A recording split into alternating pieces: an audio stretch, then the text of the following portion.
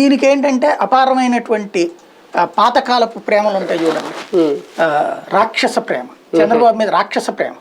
ఆ రాక్షస ప్రేమతో అడ్డదిడ్డమైనటువంటి కారుకోత కథనాలన్నీ రాసుకొస్తారు. షర్మిల విషయంలో ఇంతకుముందు ఏం చెప్పారు, ఈయనే చెప్పింది గుర్తు తెచ్చుకోండి, షర్మిల అన్న మీదన ఎదురు తిరుగుతుంది కానీ తిరగల, వెళ్ళి తెలంగాణలో కూర్చుంది, అయిపోయింది.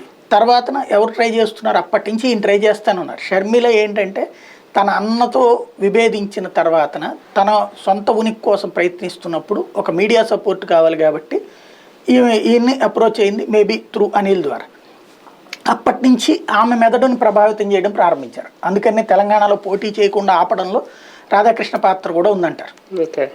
రేవంత్ రెడ్డి సూచనలని తీసుకెళ్లి ఆమెకి ఎక్స్ప్లెయిన్ చేసి ఆమెను కన్విన్స్ చేసి ఆపారు. పొంగులేటి శ్రీనివాసరెడ్డి ఆర్కే అని చెప్తారు అనమాట.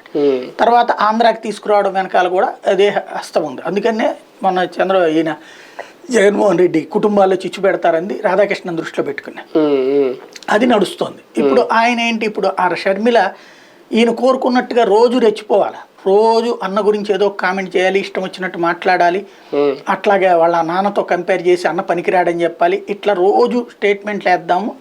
మెయిన్ ఏంటంటే చంద్రబాబుని పాజిటివ్గా ప్రొజెక్ట్ చేయడం వర్కౌట్ కావట్లేదు. ఎంత చెప్దామన్నా పథకాల పరంగా ఒక పెద్ద సమస్య ఏమొస్తుందంటే బాబు వస్తే జాబ్ వస్తుంది అనగానే జనం ఏమంటున్నారు, కిసిక్కుని అవుతున్నారు.